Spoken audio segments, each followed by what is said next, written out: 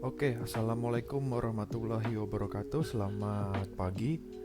Jadi di video singkat kali ini saya ingin menjelaskan tentang update terbaru SIM klinik Puskesat ya, itu bypass BPJS. Jadi seperti yang kita tahu, ketika BPJS mengalami kendala, teman-teman FKTP tidak bisa melanjutkan pelayanan ya, tidak bisa pendaftaran, tidak bisa menyelesaikan kunjungan. Nah, untuk mengatasi masalah itu akhirnya dibuatkanlah sebuah fitur bypass BPJS.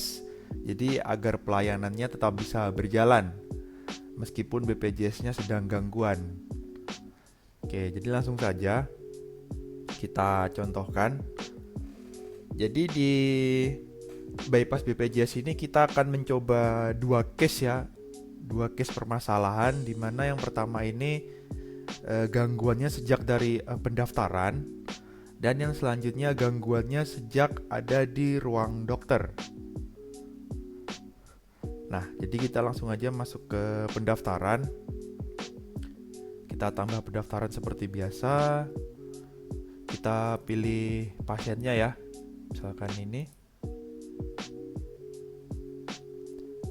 Oke, setelah itu kita pilih polinya, kita pilih dokter, terus kunjungan. Setelah itu jenis bayarnya BPJS ya. Keluhannya misalkan tes ketika BPJS error di pendaftaran.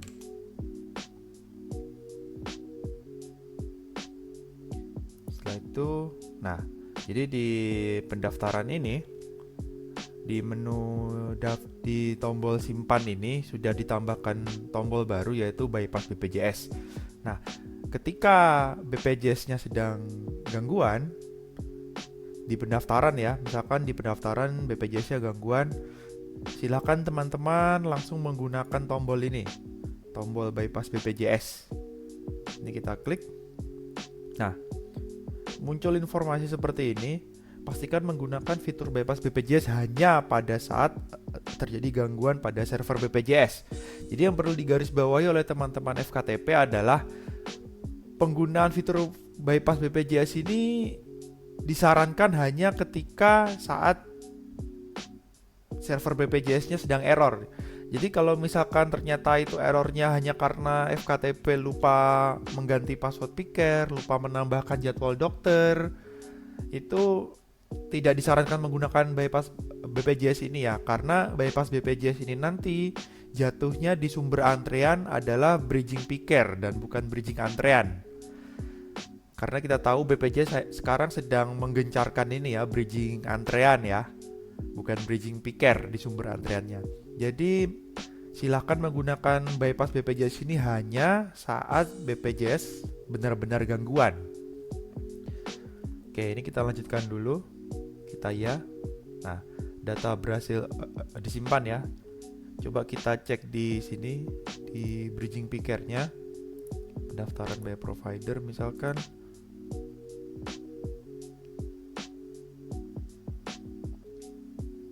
Nah, ini belum muncul ya, belum ada pendaftaran by providernya ya, karena belum masuk ke picker. Nah, selanjutnya kita lanjutkan ke pelayanan seperti biasa. Oke, ini kita isi ya kolom-kolom yang penting untuk diisi, terutama di bagian pickernya. Misalkan ini isi dulu.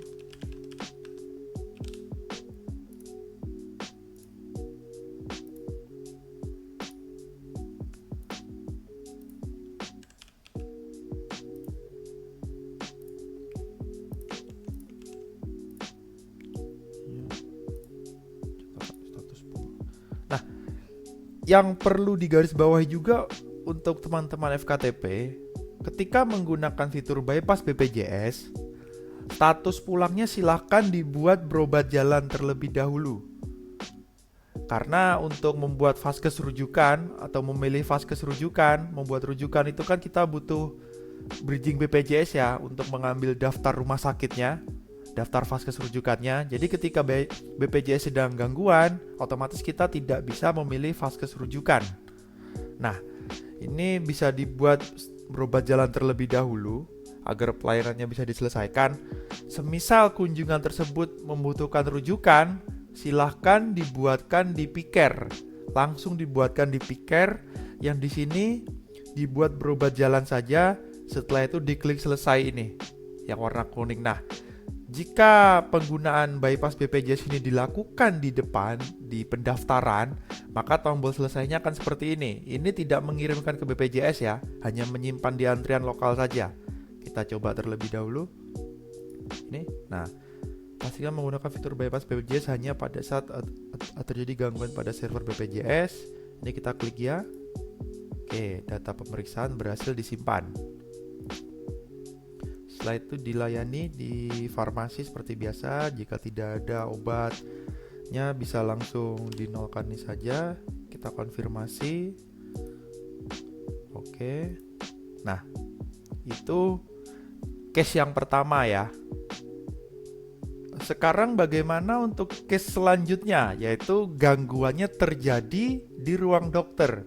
Jadi misalkan di pendaftaran masih lancar nih bridging pikernya, bridging BPJS-nya masih lancar, tapi setelah masuk ke ruang dokter tidak bisa diselesaikan kunjungannya karena BPJS-nya sedang gangguan. Jadi ini kita tambahkan, misalkan ya, kita pilih pasiennya.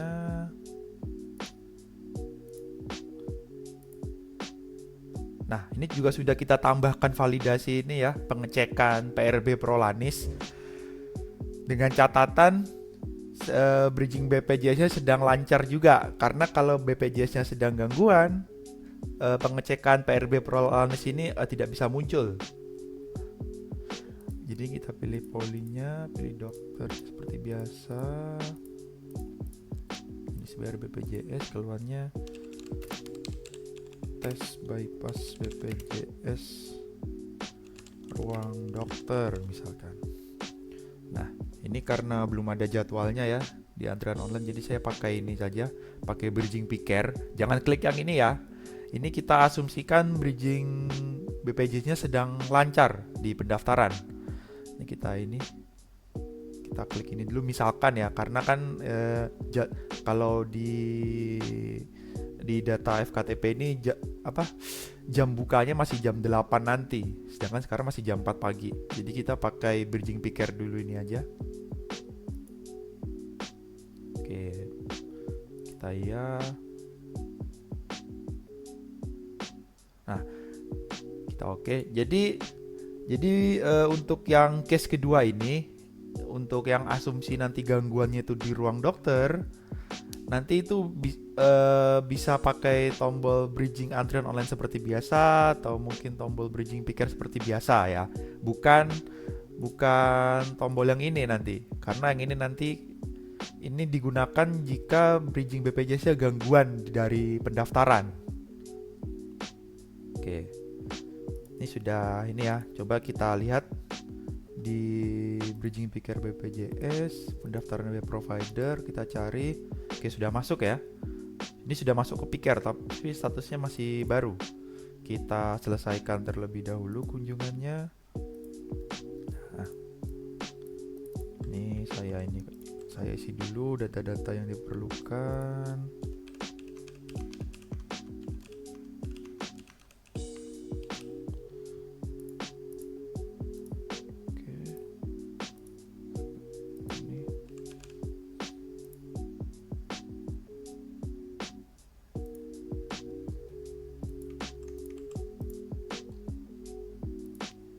Status pulangnya berobat jalan ya. Ini misalkan gangguannya terjadi di ruang dokter, jadi tidak bisa milih vaskes rujukan. Jadi kita buat berobat jalan dulu. Untuk yang kunjungannya ini ya, kunjungannya rujukan ya. Kalau yang kunjungannya berobat jalan bisa dibiarkan berobat jalan seperti ini. Jadi kalau misalkan kunjungannya butuh rujukan, bisa langsung dibuatkan di picker seperti itu. Ini coba case-nya kita buat berobat jalan aja, misalkan berobat jalan. Nah, misalkan nih selesai tidak bisa ya BPJS-nya gangguan, kita bisa klik tombol yang ini. Nah, selesai BPJS.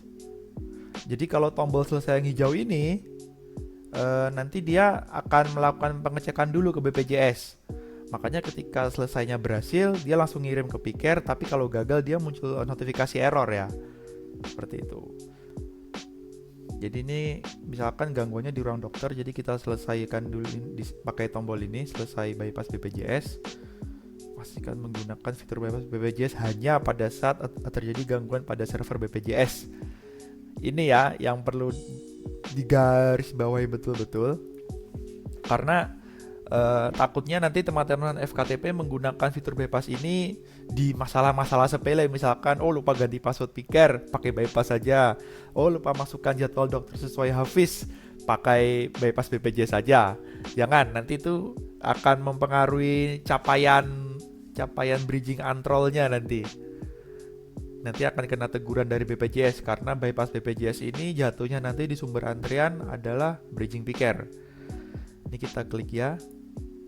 Oke, pemeriksaan berhasil disimpan ya. Ini sudah disimpan di antrian lokalnya, sudah disimpan. Coba kita cek lagi di bridging Piker BPJS. Nah, dia statusnya masih baru ya, karena belum dilayani.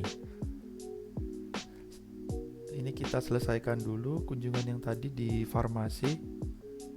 Kita nolkan aja karena nggak ada apa-apa. Kita klik OK. Nah, itu tadi bagaimana cara melakukan bypassnya. Nah, sekarang bagaimana cara mengirimkannya ke Piker agar statusnya menjadi sudah dilayani. Kita masuk ke menu yang namanya rebridging kunjungan BPJS. Ini ada di menu bridging BPJS, rebridging kunjungan BPJS. Nah, di sini ada 2 kunjungan yang siap dikirimkan ya, sama seperti Satu Sehat. Jadi daftar kunjungannya kita taruh di sini, yang siap dikirimkan yang mana. Nah, untuk pengirimannya kita tinggal klik aja tombol yang warna hijau ini. Nah, jadi di sini teman-teman bisa ini ya, memastikan lagi datanya ya. Ini data yang diinput oleh dokter tadi. Status pulangnya bisa berobat jalan atau misalkan rujuk lanjut ya kalau misalkan belum dicetak rujukannya. Karena kan tadi saya tekankan kalau misalkan kunjungannya rujukan dan rujukannya butuh segera, itu bisa langsung diselesaikan di Piker, dibuatkan rujukan di Piker. Nah, kalau yang seperti itu bagaimana?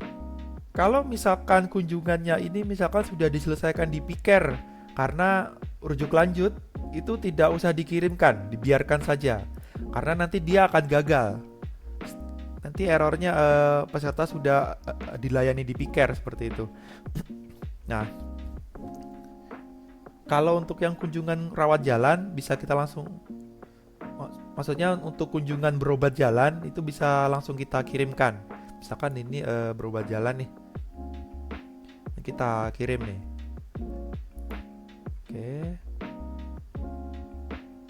Nah, kunjungan berhasil dikirimkan ke Piker BPJS, kita oke. Sudah hilang ya. Nah, ini coba kita kirimkan juga, misalkan ini juga berobat jalan status pulangnya, kita kirimkan.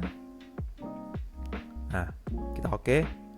Sekarang coba kita cek di bridging Piker BPJS pendaftaran by provider, kita cari.